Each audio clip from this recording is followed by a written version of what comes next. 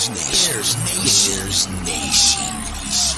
Start with the past. There's nothing you can do to change it, so throw it out. Take out the trash. The trash is anything that is keeping you from the only thing that matters. See you in the Super Bowl. Ready? It's Bears Nation Podcast. I don't want them to gain another yard. Picked off by Mac. You blitz all night. Mac will take it all the way in for a touchdown. It's time for the Bears Nation Podcast with your hosts, Kevin Lapka That's just a straight shooter with upper management written all over him. and Jake Hassan. What I'd really like to do is put the greatness of this man in perspective. Phenomenally good. Okay, guys, show us what you got.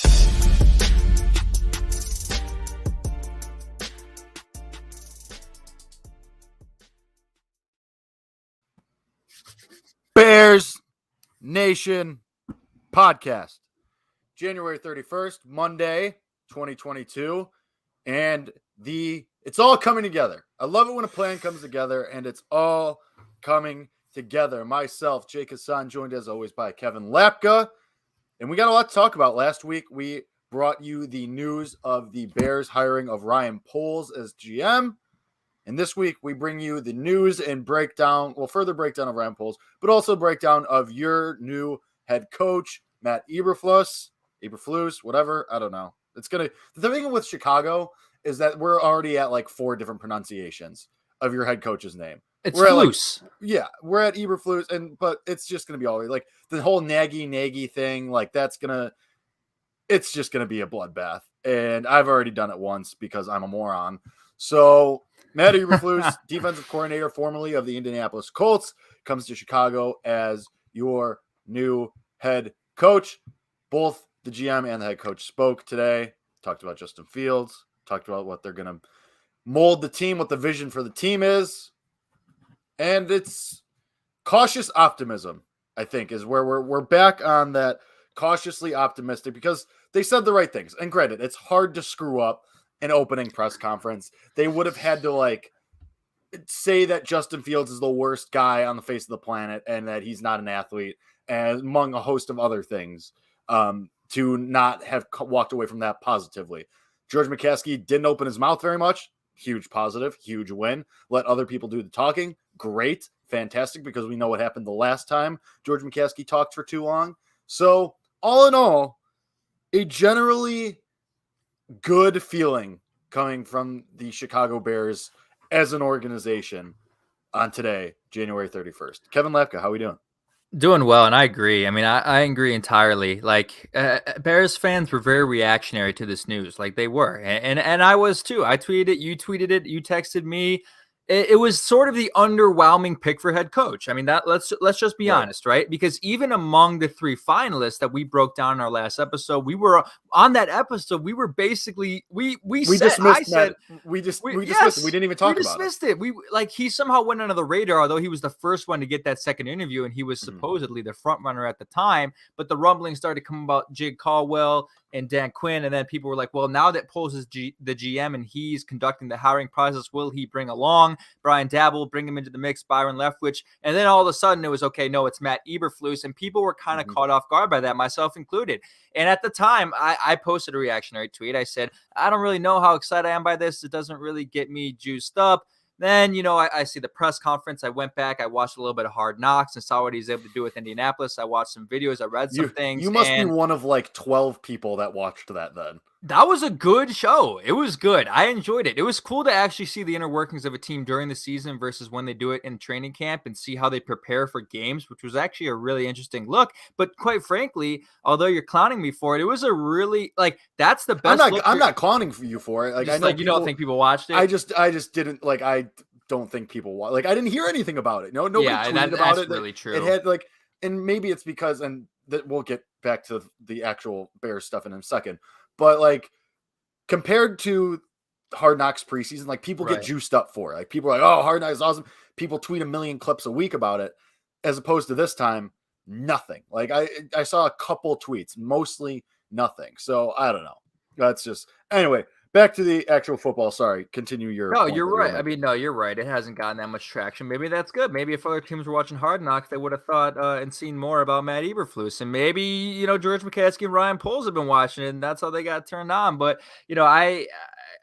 I'm watching it, and that's like the best example you're going to get of how, weekly a coach is going to conduct himself and talk to his players and prepare for a game. And it was a really interesting look. Like the things that I took away was the guy is extremely detailed. The guy is extremely, hard work ethic oriented. And he expressed that a lot in the press conference. He's a very smart guy. He knows how to command a room. And I think a lot of the things that he says really feels like it comes from the heart. So although we were all a little bit reactionary to the news and the fact that the name itself wasn't that exciting, first of all, we have to address the fact that who he hired has been really good as well. I mean, Luke Getsy, I think, is an offensive coordinator we can get behind, and we can break that down later. But we said from the start in this whole process, regardless of who it was, that the names that follow the head coach name as an aggregate are probably more important than the head coach itself. And that's something Matt Eberflus even said in the press conference. He said, this is about us being a staff. This is about the coaches down the line. This is not just about me. And I think, Rich Bisaccia is rumored to be special teams coordinator. Like if you can get a lot of those guys in the building who kind of reflect the things that Matt Eberflus said in the press conference, I'm going to be pretty excited. So I think let's start with that press conference and because that's the first time we see both these guys, on camera with the media saying exactly what the philosophy of the Chicago Bears will be for the next 4 years. Real quick, I want to circle to something that you talked about the coaches who are coming after. And last week we said, the head coach, it really doesn't matter. It depends a lot on the staff you're going to get. And we'll talk about some of the things that Eberflus said about how the staff is going to work and how play calling, things like that are going to work. But we're getting a lot of people from the Colts staff, defensive side at least, coming with. I believe the safeties coach, the linebackers coach, which is huge. Corners. Was it safety? I think it was both. It might have been both. I know. I thought I saw, or maybe it was the safeties coaches up for DC, and it has been announced yet. I think you're right. What's been announced is the linebackers coach and the corners coach are coming to Chicago with Matt Eberflus, which the linebackers coach is huge because, I mean, look at Darius Leonard alone, and then look at what Roquan Smith already is. So there's a level there that you immediately can see that Roquan Smith can kick up to. So that's great. But yeah, I mean, let's talk about that press conference. Again, they said all of the right things. They said a lot of things you want to hear. Ryan Poles was a little too rah-rah for me. Like a little bit. I didn't think so. A little bit. It was slightly over the top. No, I disagree. It was a little bit. I know it was a little corny. You're talking about the North quote. Take back the North and never give it back. I actually liked that. But there was something I can't remember now off the top of my head. There was something he said that was just like, at the end, I was just in my head, I was like, ooh, rah! Like, it was just like, it was a little too, like, forced inspiration almost. Slightly. So. I liked it, though. It played for a guy who's a former O-lineman. It makes sense. 37 for a guy years who's old, a first-time too. GM. It makes sense. So that's the only thing. But otherwise, I mean, I thought he said the right things. They both did. They both did. And I mean, quite frankly, their responses weren't very long, either of them. Like when you watch it, like they had very quick, short, quick to the point responses. But that's what we like to see. Like I don't need Matt Nagy to give me 4 minutes and something that you can tell me in 20 seconds. These guys told us what we need to know in 20 seconds or less. Boom. You ask me a question that's very straightforward. I'm not going to find a million different ways to answer your question. I'm going to answer your question with one direct answer, and it's going to be brief. It's going to be quick. It's going to be to the point. And like I saw a lot of people who were, doing the whole, I think it might've been Adam Hogue or somebody else who does the, reply to that press conference with one, or describe that press conference in one tweet or one word. And I think a lot of people were saying refreshing, and that's really what it was. And this goes back to what I said initially about Matt Eberflus was, I think a lot of what he says, and Ryan Poles as well, you could tell it's genuine, and you could tell it comes from the heart, and you can tell that he means it. Like with Matt Nagy, and we kind of probably got caught up in the fact that we were already so annoyed with him that we like looked at his press conferences through a different lens. But just watching that and the way they, responded to those questions, it felt like it was real. It felt like it was authentic. And that is the most refreshing thing for Bears fans right now, because everything we've heard for the past 4 years has all been crap. It's all been lies. It's all been, or maybe it wasn't. Maybe it is. We don't know. It's all no transparency. No one knows what's going on. No one knows if what the coach is saying is true or not. So to have a clean slate, a fresh start where, okay, this is what we're going to do. This is what we really mean. This is how we're going to run the team. And we're very true to that is something that is, again, you see most of the time in these situations, but for what Bears fans have been through, and even the Bears players and the Bears organization for the longest time, I'm sure there were guys, on the team who are watching that back home thinking, okay, this is what I want to see out of my head coach, out of my GM, very straight to the point, very true in what they're saying. And that's what just struck me was it felt real, felt authentic, and it felt like both those guys really were determined to bring this franchise back to a winning mentality. Yeah, it seems like they have a plan. Like it seems Right. like they yes. know what they want to do, which I mean, obviously you would hope so because they went through however many 2 interviews each, and obviously they got the job for a reason. So, but they just sounded like, okay, here's the plan, here's how we're going to execute it, and then we'll go from there. The biggest thing I think, and this comes from what Matt Eberflus when he talked, is he's not going to force the players into a certain system. He's going to fit this. He's going to tailor the system to the players. Crazy idea. The really groundbreaking stuff really here. This could, have you seen this? Have you heard about this idea? Crazy. Really going to revolutionize the NFL here, I think, with this crazy idea of tailoring your scheme to your players. So that's great. Obviously for Justin Fields, first thing that comes to mind is with him. Mm-hmm. They both had positive things to say about Justin Fields, that he's athletic and that they like what they see from him on tape, blah, blah, blah. Obviously that's the big question because Justin Fields is the whole big piece in all of this as it is. So it's good. And what's more important, I think, is when Mark Trestman got hired, Jay Cutler never spoke. When Matt Nagy was hired, Mitch Trubisky never spoke. Justin Fields was there today. Justin Fields talked 10 minutes after Matt Eberflus and Ryan Poles did. So already, day one, quote unquote, day one of this new regime, this new era of Bears football, and you already have alignment. GM, coach, quarterback. Everybody was in the building together. Everyone talked on the same day. Everybody talked about each other, asked questions about the others. Right. Everybody was like, yeah, this is, everyone, the GM, the coach, the quarterback, all said in some way, shape, or form, yeah, I'm excited. I feel good about what we've briefly talked about. Obviously, they haven't had many conversations yet, but it feels like for the first time in a long time, the Bears are aligned in some way. And which is good because we've long said that this is an organization that is built all helter-skelter and ass backwards. So for the first time, it feels like you are moving in the right direction as a collective unit, which you don't see very often as Bears fans. No, you don't. And that wasn't the case when, Ryan Pace first hired Matt Nagy. It didn't feel that way. And it was, they quote said it was an alignment and a collaboration between Trubisky and Nagy and Pace. And that just wasn't the case. And it wasn't an alignment, even when they drafted Justin Fields. Like there was no alignment. There was, the factor of Andy Dalton. And then there was always the factor of Nick Foles before that. There's never been in the past 5-6 years a clear alignment between the three most important parts of your football team, which are the quarterback, the head coach, and the GM. And that's what's really refreshing. And I thought the way that Ryan Poles spoke about Justin Fields was kind of indicative as well, and really got me excited about what they want to do and the fact that they're going to build around him. They recognize the strength, they recognize what he's good at, and they're going to build around that and build around what he's good at and bring players to the team that are going to fit what he does well. And that's exactly what the past, the previous regimes did not do. They did not tailor to the strengths of the quarterback, whether that was Mitch Trubisky, whether it was Nick Foles, whether it was Justin Fields, Andy Dalton. I don't care who it was. They did not tailor to the strengths of the most important player in the most important position of all sports. So that is the number one thing. And I got excited a little bit because when they started talking about that, when they started talking about, what type of players are we going to bring in, and Matt Eberflus said, a little bit about his philosophy as a coach. He said this, he said, quote, "We will play a high tempo, a high effort, attacking physical style built upon speed, quickness, and explosive athletic ability." And just that last line, like I'm a big athleticism guy, and that makes me really excited. Speed, quickness, and explosive athletic ability. That's the way those are the types of players you have to find in today's NFL.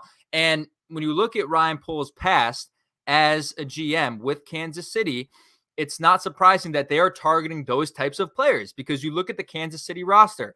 What does every single player on the Kansas City roster have in common? They are all, at least on the offensive side of the ball and the defensive side of the ball, they're all fast as hell.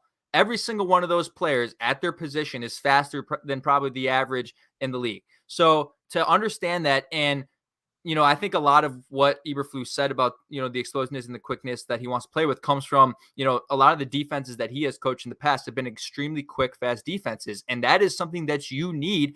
Like, you can get away with lower talent level if you have a defense that's going to get to the ball as fast as they possibly can, is going to get takeaways, is going to, just make plays and be the fastest unit on the field. That's an extremely deadly threat to have. So I'll ask you, just looking at that identity, what did you kind of make of the philosophy? They kind of laid out the plan, but also the philosophy, how they're going to play. It was a lot of effort based. It was a lot of, I think there was a time where he said they better get their running shoes on because they're going to be running a lot. They're going to focus on conditioning, all those things. I really like that philosophy, but where are you at with the way he kind of detailed that? I think it works. I think I don't want to say refreshing because Matt Nagy did kind of have that sort of culture type situation, but back to how Eberflus is like going to run his team, or how he said he's going to run the team. With that, obviously, the get your running shoes on, we're going to hustle, we're going to get after the ball, blah, blah, blah, obviously. But he also said that he's going to delegate responsibilities. He's kind of going to be like the top guy. Like, he's going to be like the executive, whatever you want to call it, like kind of the director of the team more so than anything. Like, he's not going to focus, just like he's going to have someone for the offense, which is going to be probably Luke Getsy. He's going to have someone for the defense. He said he won't call defensive plays. Right. So he's going to be more of the guy who's the very, very top, like the final say of everything. But what comes with that is building that identity and building, figuring out what the team is going to be. So I like it. I mean, I think it's different because Matt Nagy tried to do everything. He tried to do too much at once. He tried to have his hand in everything, as opposed to having one guy take care of this, have one guy take care of this. And then at the end of the day, okay, Matt Nagy would always say, well, at the end of the day, I make the final call. Well, you had too much else going on. You couldn't make those decisions because you didn't have people you trusted. You didn't delegate appropriately. It sounds like Eberflus is going to be a big delegate guy, and he'll oversee the big picture. And I think that's good. I think that's what makes a good head coach. I think that's what makes a good team, because you have everybody, you have guys that you trust taking care of these things, and then the big picture stuff comes back to you, and then you can start to make decisions. And with the play calling, is huge, obviously. I think he got the OC call right, or as right as you were going to get it, with some of these guys that we were hearing. So I like it. I think it's great. I think if he can instill that philosophy or that identity of, all right, we're going to get after it, great, awesome. I mean, isn't that what Bears fans have been clamoring for forever? Get after the ball and get back to the monsters of the midway mentality and be game wreckers. Like, this is what Bears fans have been screaming for forever. So I think it's great. I mean, I think it's good. And to address one of the comments that came up here, I don't know how you think they punted on the GM or coach. Like, this was clearly a very thorough process that they actually did right for once. So I get it. I get it. It's uninspiring. Poles wasn't really a name you knew. Eberflus wasn't the sexy pick. He wasn't the guy that he wasn't the big name. But this is what I'll say about, because here's what I'll say about Eberflus. He's uninspiring, kind of, just because you don't really know who he is.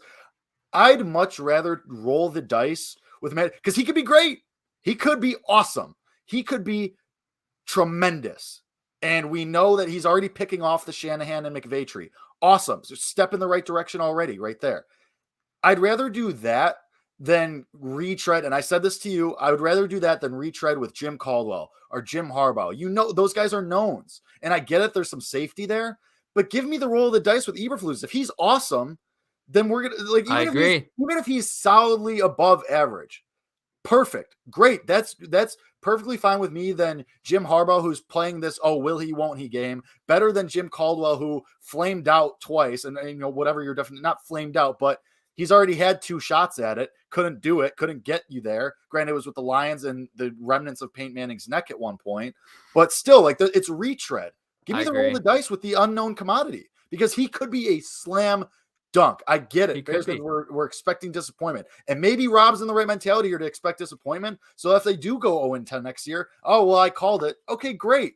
Congratulations. You were right. What does that get you? We're in the same spot. They're not going to fire him after 1 year. So might as well roll. Like, I don't see how that's punting.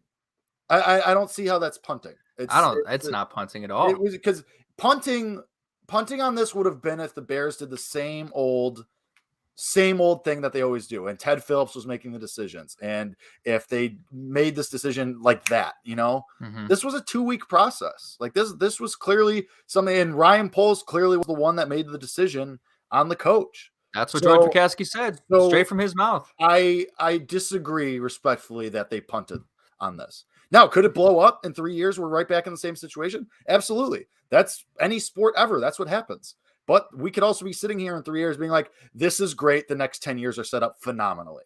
I don't know. I mean, we can't know.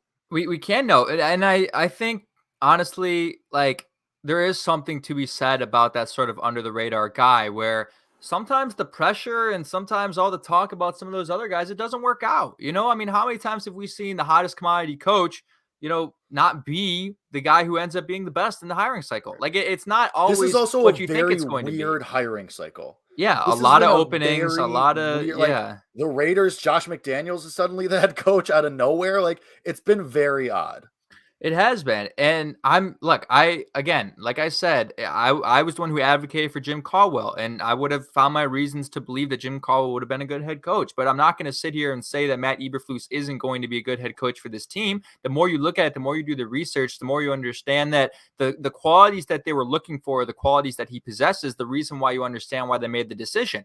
They were looking for a leader, and that's what they said from the start. That's what Ryan Poles said in the press conference today. He said, we were looking for leaders. We were looking for a guy who's going to bring, this type of mentality that we want, this hardworking mentality, who's going to, be developmental based, is something that I thought was really key as well. And Matt Eberflus fit that mold. And if you want to sit here and think that, oh, this is the same old Bears, they keep hiring the underwhelming guy, and this guy, they're not going to get it right. They're not going to get it right. All of this. Well, the reason why I tell you that that's not going to be true anymore is because someone else different made the decision.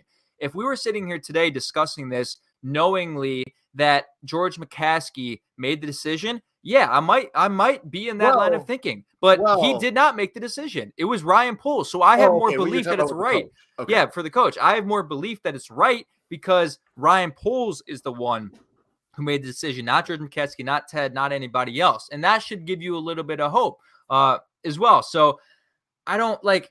And the other thing, too, is the reason why Bears fans are upset about this, and the reason why a lot of people on the outside of the organization looked at this name and said, this guy is not an offensive coach. Therefore, because of that, you don't check that box. He is therefore not going to be a good head coach for the Chicago Bears because he will not be able to develop Justin Fields. We talked about this already. The guy who everybody wanted comes from a team whose head coach is defensive. Sean McDermott is a defensive head coach, and Brian Daboll is the one who developed Justin Fields. And sure, the head coach still has a say in things. And the thing that's most indicative about a defensive head coach, and the thing that should get you excited about that, and the thing that Matt Eberflus said today was, as a defensive-minded coach, and he will leverage this, he can go into the room and show the offensive coordinator and show Justin Fields exactly what a defense will be thinking in majority of the situations. Justin Fields said that. Justin Fields said that too in his press conference. And that's something that is super, super underrated when you hire a defensive head coach, but having that perspective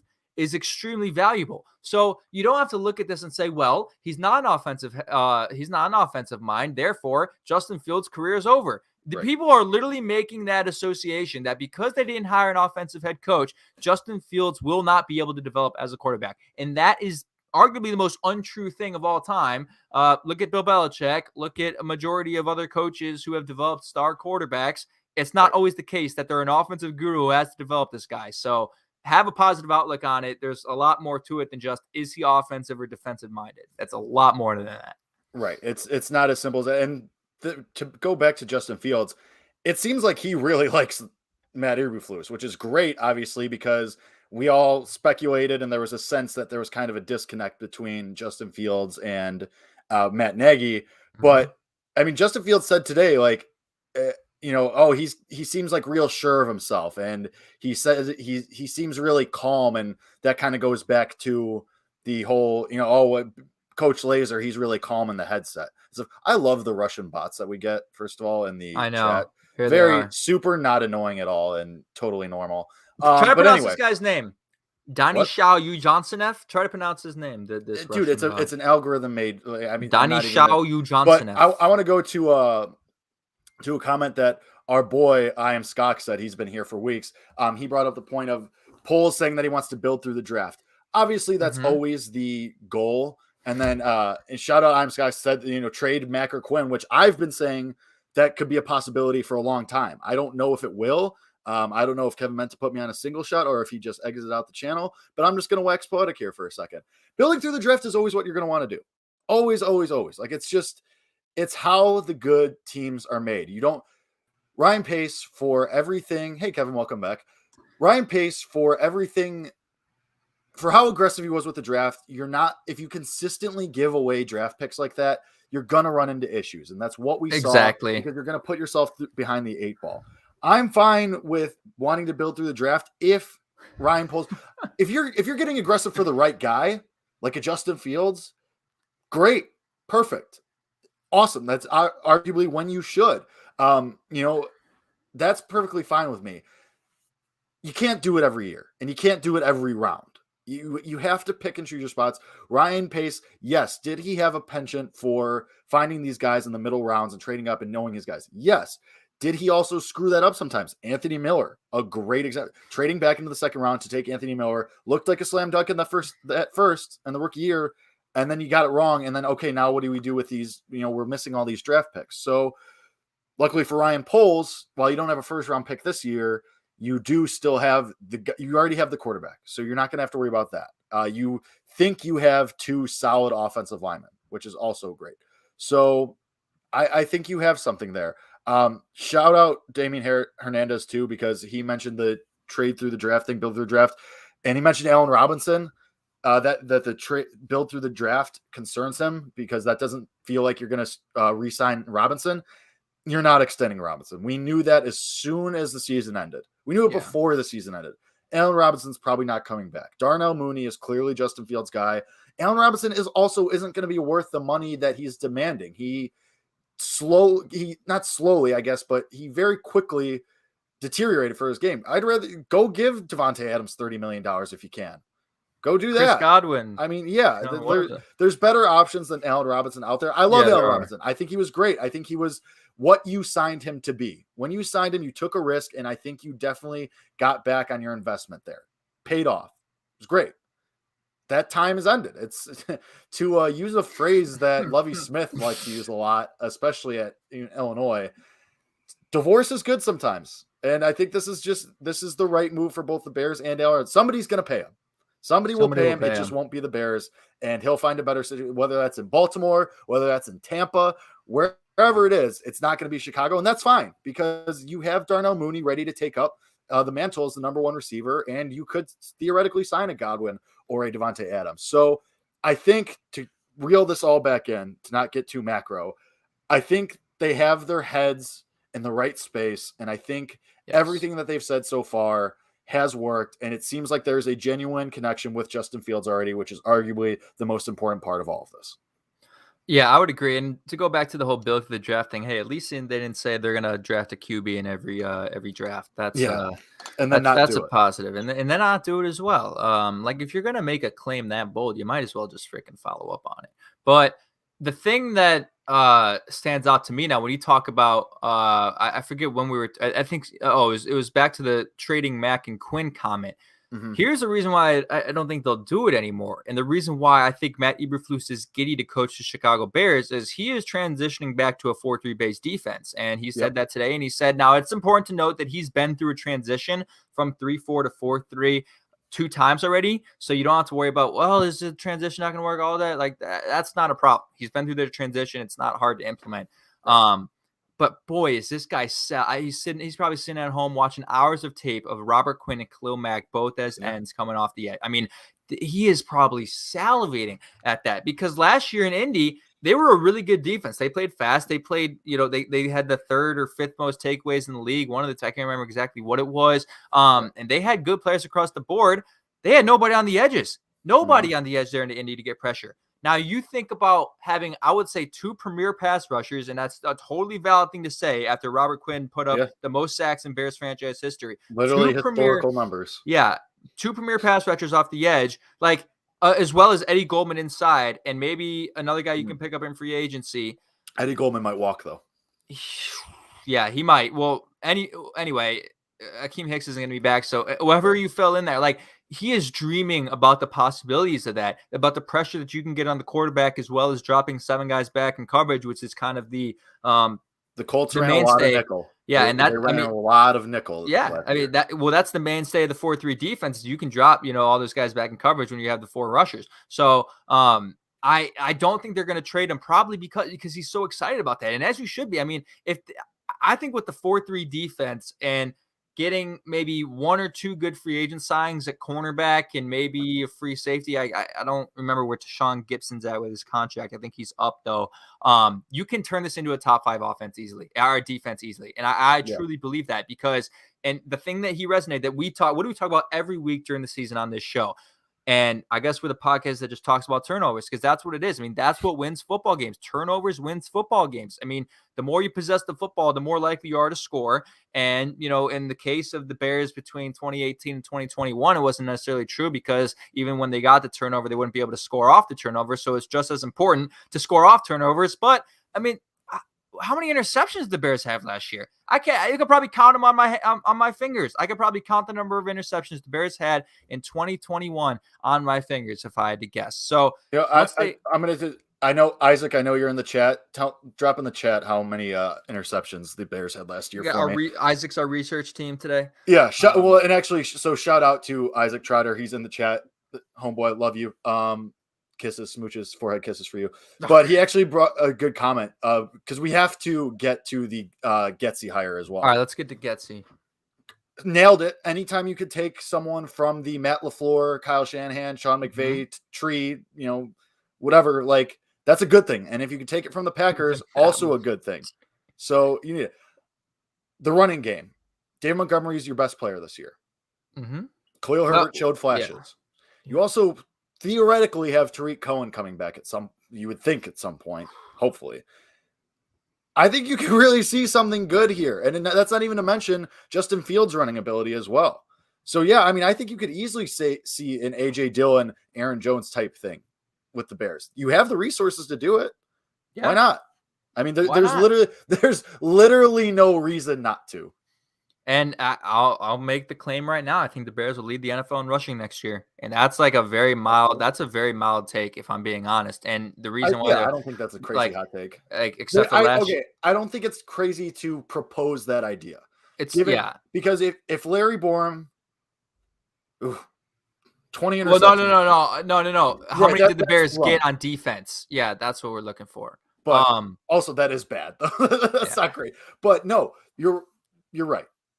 So, I mean, well, yeah, because the reason why is, like, the Ravens, ever since Lamar Jackson's in there, have probably been first in the NFL in rushing most of the time, because Lamar Jackson's getting 1,000 yards on his own, and he's not even a running back. Like, you're going to get yards from Justin Fields, and this is going to be an offense, I believe, with Getsy, as long as he's smart enough, that will implement designed quarterback runs. Like, that should be the number one thing on the list that he has on the whiteboard when Justin Fields walks in is, look, we're going to tailor to your strengths. We're going to get you on the move. We're going to run a lot of play action. We're going to run a lot of bootleg, but also we're going to do a lot of design runs. And, what I saw from Josh Allen against the Chiefs is exactly what I want in that divisional game, is exactly what I want Justin Fields to do. I mean, it was every 3rd and 3. Oh my God, the Bears had 8 interceptions.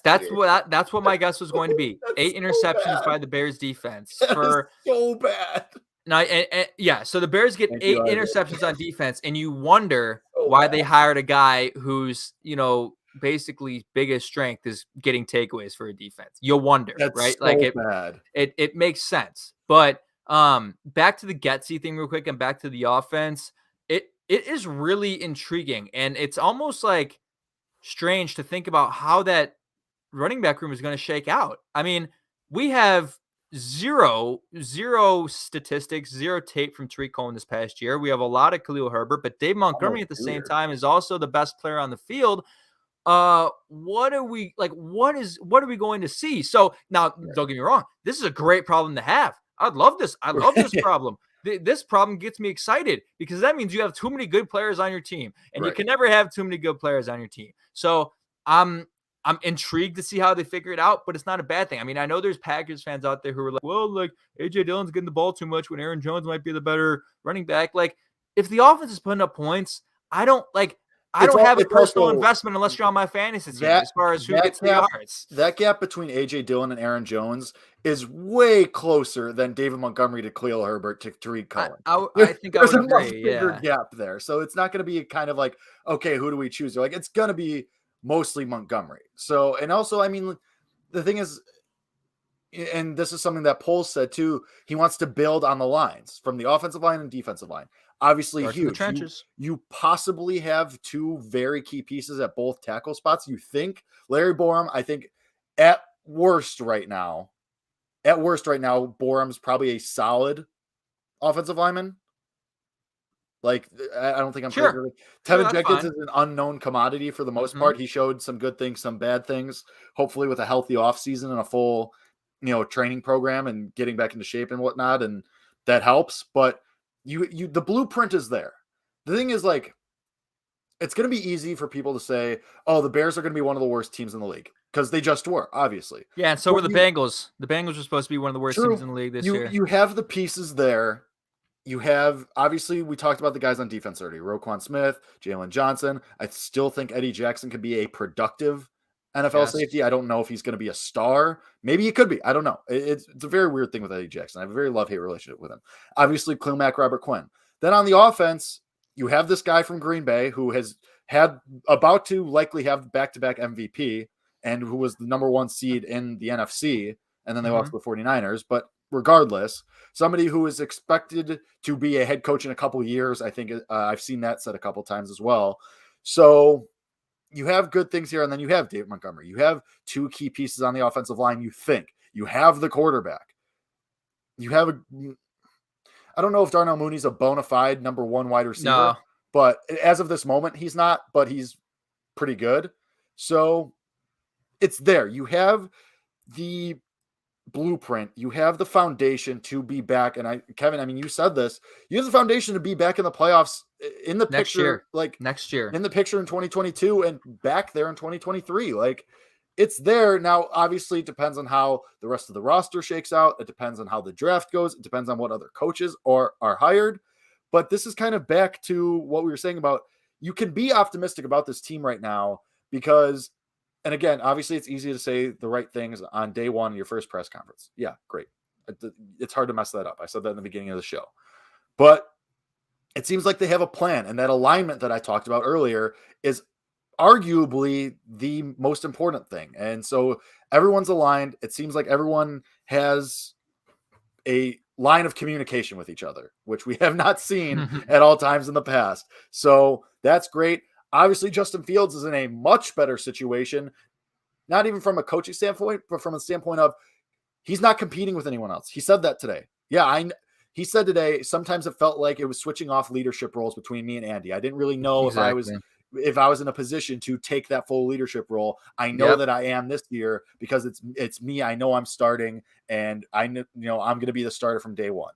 So you're moving in the right direction from the mess that you had at the when the clock hit 000 against the Vikings, from the mess that you had immediately after that to where you are now. Yeah. In a completely better, positive direction, like way better. Even from George light years better, dude. 3 weeks ago. You're in a much better position because you have alignment. You have guys who are saying that they are, hand in hand on what they're doing. And there's a alignment and there's a whole, okay, we're all on the same page here. Huge, because you did not have that at all 3 weeks ago. And I think it was like when you talk about that alignment, yeah, again, it's an easy thing to say. We talked about all, last year about how, they want to preach collaboration, but it never really felt that way. Something that Ryan Poles said in his introductory press conference was when he was doing the head coach interviews in the search, he said he was looking for a brother. And like that was for some reason, like that's a very 37-year-old, type thing to say, is like you're looking for a brother. And he said, like, I think I found my brother in Matt Eberflus. Like, that's my brother, and we're going to get to work. Like, that's a genuine connection. Like, you can think that's cliche all you want. Well, we that's did also hear that about Matt Nagy and Ryan Pace. Did we hear about them? Was that exact? Was that verbatim? Not that exact wording, but it was a very much like the same type of, these guys are so connected. You always saw them together. Well, not really, because Ryan Pace was never really around in general. Yeah, but I don't know. It never felt real though. And that again, that's why I say a lot of this press conference, it felt real. That connection feels more genuine than it ever was with Ryan Pace and Matt Nagy. And that was evident even after like the first time they spoke together. So, and again, like, I think part of it too is, with Nagy and Pace, it was okay. One has already been here. One's coming in. This is both coming in at the same time. It's completely new, completely, clean slate, wholly different process. Totally different inputs. Like there's differences. There are differences. Now back to, I want to touch a little bit on the fact that, Jake said this team can compete in 2022 and could be looking at a Super Bowl in 2023. I mean, you have every reason to believe they could be looking at a Super Bowl. I guess that would technically be, so there's this, not this season, but the next. Not this season, not this upcoming season, but the season after that. So in 2 seasons, you could be looking at a Super Bowl. And given, the current state of the NFL and who is currently in the Super Bowl, it is true, because 2 years ago, the Cincinnati Bengals were the worst team in the National Football League, and they now find themselves in the Super Bowl. And if you do things the right way and you have an established core, and I would say the Bears core now is probably stronger than what the Bengals core was 2 years ago after they drafted Joe Burrow. Yeah, you can have reasons to believe that if they do this the right way, they can be in contention immediately. And something to kind of talk about that and how does that happen? Like, yeah, like signing the right players in free agency matters. Like the Bengals got Trey Hendrickson, they got Awuzie, they got a lot of really key pieces in free agency. They obviously drafted Jamar Chase, but the number one thing is what Matt Eberflus said that a lot of people forget about. He said, we're not going to know our talent or how good our team can be until we put in maximum effort. I mean, that's how you will officially know. If I'm being completely honest, Jake, after 2018, I don't think we ever saw how good the Chicago Bears could have been between 2019 and 2021. Well, I think for those years, you think? Well, why but do you think those guys aren't here anymore? Well, no. I'm just saying as a team, like that team to me, like had the talent to be very, very good, but they were not coached to be good. And they were not developed to be as good as they could possibly be. And I think now you will find that. I don't know why you're laughing at because that. it's just like hot take, fresh off the presses. Coach and GM that got fired didn't get the most out of their team. Well, wild take. Alert the news. You know what I mean. You know what I'm trying to go with this. But alert the news. Stop it. Breaking news. Yes. I've had enough. Team that did not meet expectations are no longer coached or managed by the coach and general manager. All right. Whoa. You know what I mean. You get that one all by yourself, bud? All right. You had your moment to slander me. I deserve it. Like you hear now that you hear it, you understand how that sounded, right? Yeah, I'm thinking back on it now, and I'm we didn't see the best of what the Chicago Bears could be. Oh no, shit. I mean, yeah, but I'm like specific games even. Like I'm not even talking about it as like a collective. Like you didn't even see like a game where it was like this team was at their best. Like there was no game that they won. You're telling me that the 47-3. The throttling of the Jacksonville Jaguars didn't inspire any faith in you 2 years ago? No, unfortunately not. It did at the time. Don't get me wrong. It did to everybody at the time. After that Jaguars game, everyone's like, well, the Bears are back. Mitch is the guy and Lazer's the play caller. And here we go. I don't know about playoff run. But this might be revisionist history. Nonetheless, the point is, and this is what Poles resonated in the press conference too. I mean, when you make a claim saying we're taking the North and we're not giving it back, that means, all right, you're doing that next year. Like that's not, he didn't say this is going to be a process where we're going to build the team. Like you will see, it's not like, it's not rare for a GM to go into a situation that needs rebuilding and say, look, we're going to, take the time to draft the right players and it's going to be a few years. Like obviously not that verbatim, but they'll kind of explain that this isn't going to happen immediately. But I think when you have a franchise quarterback in his second year and you have this core, like a guy like Ryan Poles is a little bit more comfortable to say, hey, without Aaron Rodgers in this division, with the Vikings who you consistently own, with the Lions who are the Lions, yeah, we can take the North back this year easily. Like it's not even like they should be favored. The moment Aaron Rodgers walks out of Green Bay, they should be favored to win the NFC North. I mean, they should be. And that's like that again, that's not a hot take. So I think that's like, yeah. Well, I mean, that was part of the conversation even when Justin Fields was drafted. Like the Bears' odds got significantly shorter right after the draft. So, and there is a point for the argument that, okay, the Bears are like, they need to rebuild, they need to blow it up, or they're not like, and I was a part of that. I was very much in that camp that this is not a good team. This is not a team that's going to get you anywhere. We saw the flashes. You have the quarterback. I understand Ryan Poles. I get what you're saying. Like, oh, we can do this next year. I disagree with that slightly. I think that's a lot of not word salad, but like that's very much a new GM in a new situation who's confident about what they have. Yes. Again, I'm not expecting them to be in the playoffs next year. I think you can be a playoff team in the 2023 season, but because we saw and we went over this already, you have a core there. It's just a matter of how you put the ancillary pieces around it now and what else you do with that.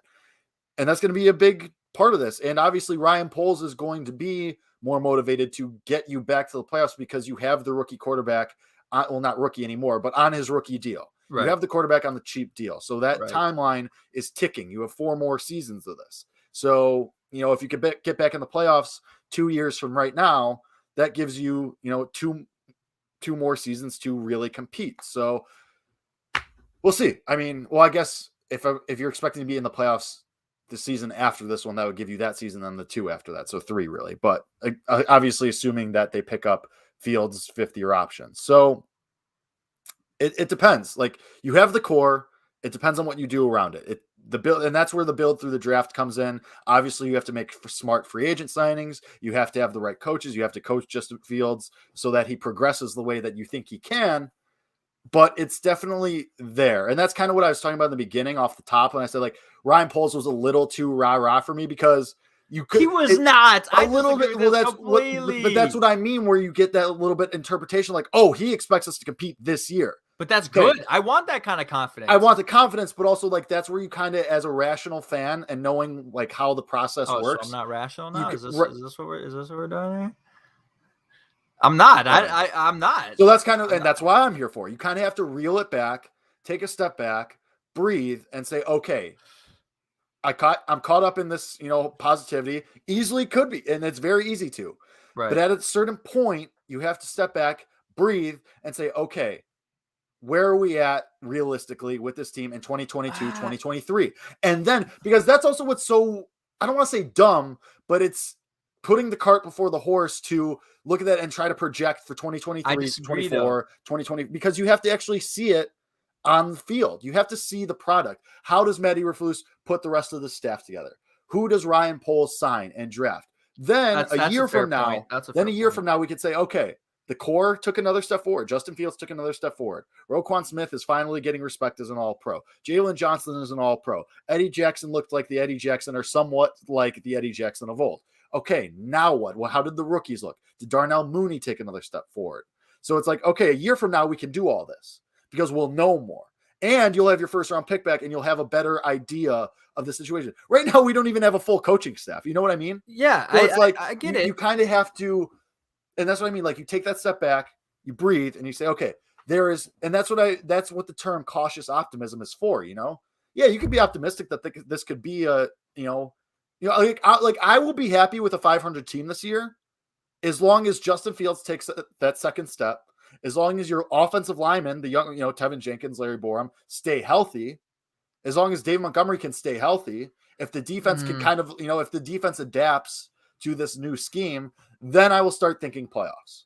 But right now, like, I'll be happy with a 500 team. Do you think the Chargers were happy with an 8-6 season that missed out on the playoffs? See, this year? okay, 8-6, whatever, not 8-6. that's wait, but 11, the thing with the I don't remember Chargers what they was were. like, again, 9-8, we're whatever. doing this thing with Herbert again. Like, that's kind of what it comes back down to. Herbert broke records. Do we think Justin Fields can be there eventually? Yeah. And do I think that, Luke Getsy is the guy that can work with Fields? I hope so. But Justin Herbert was such a slam dunk, no doubt about it. Right. Can't miss guy after his rookie season because he started the whole year and he was not the whole year, but he started 90% of the season and was unbelievable from wire to wire. Justin Herbert wowed us week in and week out. Justin Fields didn't have that. He was up and down. Yeah, Like, but we know his talent. We know his potential could be. But that's the thing. That's there. Again when you have to take that step back and look at But reality maybe you versus the don't. potential. We can't project Justin Fields again, Kevin. We don't have a full coaching staff. Yeah, but we don't know who his quarterback's coach is going to be. We don't need. I'll tell you, we don't need one, and this is why this is how we're looking at it differently. This is okay. We obviously need one, but this is where we look at it differently, and this is the lens that I'm seeing it through. I'm not seeing it through the fact that I'm just like blind optimism. Like, don't get me wrong. There are times where there is blind optimism coming from me. Don't get me wrong, but. I'm under the assumption the reason why I have the projection for this team is the understanding of the fact of not in the future of what this team will be this year, but of what the team, how better the team could be because of the past. And that's the way I'm looking at this.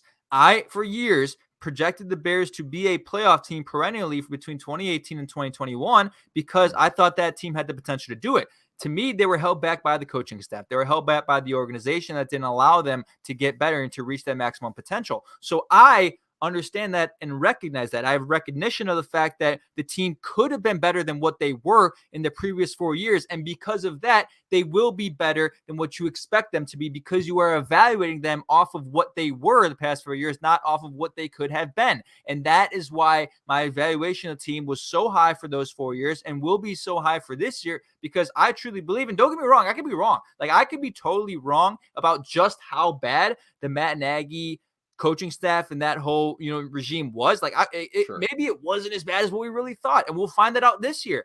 But I'm under the assumption that it was so bad that for 4 years you had playoff level talent, which we kind of agreed with at the beginning of each season, and they did not get there. And now you retain a lot of those playoff caliber talent or playoff talent caliber players, whatever I'm trying to say, and you add a few pieces.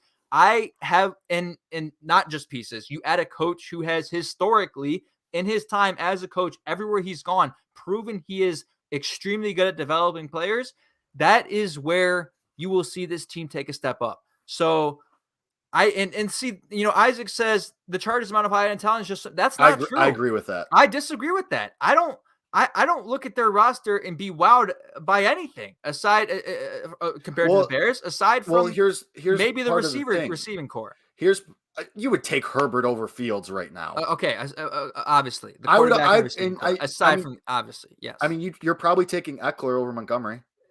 I'll take a group of what they have. I'll take Montgomery, Herbert, and Cohen over Austin Eckler and Joshua. You're also Kelly. taking all their top 3 receivers before you're taking that's anyone what on the Bears receivers. That's what I said. I said outside of the receiving Derwin James, and the obviously. QB. I also think your point about like you have playoff caliber players. You've lost a lot of those, not a lot, but you've lost some of those. Like you're losing Akeem Hicks, you lost Kyle Fuller, you lost Adrian Amos, who we started to maybe think was the reason Eddie Jackson played so well.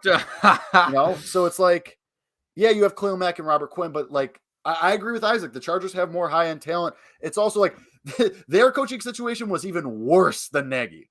Like the Chargers situation was worse previous to what's his face, Staley. Prior to Staley, that was even worse than what the Nagy regime was. It was, it was putrid. It was so bad. So I just think that the Bears, you have to dial back and we have to see the development. I agree with you. There's potential, but looking at what we know and what we saw over the last couple of years, just an improvement to 500 is a win. And then you can start thinking, all right, playoffs. Because also the Chargers did what the Chargers always do, and they couldn't make it to the finish line. And that's historically what the Chargers do, though. Like they're cursed. So And that's Moral a of the conversation. story. Yeah. Well, Moral that's of the story. Yeah. What's the moral of the story, Jake? Tell me. You have a good thing. It seems like a good thing. They could continue to build on this optimism if they continue to get the coaching hires right. Taking more people from the defensive side in Indianapolis is not something I'm going to be mad at. That's the next thing I want to see. I want to see who the quarterback's coach is. I don't think it's going to be Pep Hamilton, but I think there's definitely something like I saw Joe Brady floated out there. I would love Joe Brady as the quarterback's coach. That would be incredible. That would be that's a steal. Unbelievable. Steal of the century is what that would be. So they continue to do the right moves like that. Then that optimism is going to grow because that's naturally, it's easy to be optimistic right now. A regime change, you're always going to be optimistic. Like you're always set, kind of that dial is turned more towards the optimistic side. That's true. Again, they would have had to completely blow it for us to be negative about this team right now. Like they would have had to completely blow it. And they didn't. They said the right things. And again, so like back to the moral of the story, for the first time ever, and this is the point that I'm going to push. I'm going to push this most of all through anything. For the first time in 10 years, you have alignment, GM to coach or to quarterback, GM to coach to quarterback. You have alignment. The three most important guys are all on the same page. That's the first time you've had that since the Lovie Smith era. First time possibly ever, So that is the most important part of this because they're all making collaborative decisions. Oh God, you just said it. Collaborative. Here we go. It's Matt and Ryan once again. Here we go. I mean, they're aligned. I mean, just kidding. Yeah, I never had that. They're all connected. They're all like same brain, same. But what's the difference too? Like they're all connected. But what's the thing that also this they have that the others don't is a quarterback who's we believe really really good. Like even if you want to believe there has been alignment at some point in the history of the Chicago Bears. I can assure you that the potential of that quarterback from what we know right now is not greater than what we believe the potential of Justin Fields could be. And that's where, again, the difference for how you view this team going forward changes. Like when, Matt Nagy came in, like, I don't know. I can't remember where I was at with Mitch at the time. I mean, I guess at that point we were still pretty optimistic about it. We were kind of in the same boat because Mitch's rookie year was with John Fox. So we also knew that Deshaun Watson and Patrick. Well, I guess at the time we didn't know Patrick Mahomes was going to be anything because he sat out that first season. Right, but we also assumed that pick wasn't right. Whereas, like you kind of had an up and down rookie season. Mitch started; he wasn't the starter that first year. He came in to replace Mike Glennon. You were kind of in the same boat in a way, not very broad. Painting with a very broad brush here, but there are similarities there. Yeah, I mean that's fair enough. But yeah, nonetheless, I mean. Yeah, you're feeling good about the direction of the franchise for the first time because 3 months ago you weren't. If 3 months ago you were worried that 3 weeks ago, 3 weeks. That's 3 months, 3 weeks. 3 weeks. That's what I meant. 3 weeks ago you were worried about. Yes, I mean we were literally ripping this franchise to shreds by the way they handle things. After the George McKeskey press conference and the fear that we had of what was going to happen during this hiring process. I mean, that's the thing that we should probably think about before we head out of here, just as a reminder to Bears fans, how fearful we kind of were that they weren't going to get this right, that this was going to be same old Bears doing everything wrong again and again. And, again, it's something we won't know for a long time. And again, most, like Jake says consistently, most of the hires, like at the time that they're hired, are never considered the quote wrong choice, unless this guy was, I don't know, just doing bad things in a different place. And we were all aware of that. Like you won't know, but it's the little things that Jake talks about. It's the alignment. It's the things that they say. It's the way they talk about how they're going to structure this organization and the mentality and the philosophy. Those things all matter. And based off what I heard today and everything I've heard, I have reasons to believe that for the first time in a long time, this franchise is headed in the right direction. So, right. I mean, like I said earlier in the show, like 3 weeks ago, we were in the pit of misery, and now they did the process right. They used the search committee. They picked a GM that they believe in. They let the GM pick a coach he believes in. The coach is backing the quarterback. It's all going like you were in a much, much better spot. And yeah, we're not going to know how good they are. Maybe not even next year. It might take 2 years, 3 years. But I mean, it's so far so good. If Bisaccia is special teams coach, I will celebrate that. That's 1,000% a very good thing. Look at what he did with the Raiders. Unbelievable. Yeah, Bisaccia. I mean, hire him yesterday. But no, I think things are moving positively. I mean, Bubba, welcome back. Haven't seen you in a while. when the Bulls finally did something right last year. Yeah, It feels similar. it feels similar. Arturos was one of the best hires. That was a slam dunk hire from. That was like, a slam dunk hire from the jump. So obviously we don't know that much about Poles. We can't, put that. It's not as stamp of approval right away, but you feel good about it, and so you're moving in the right direction. Cautiously optimistic, and I think that's fine. So Joe Brady and Rich Bisaccia next, and we'll keep it moving from there, please.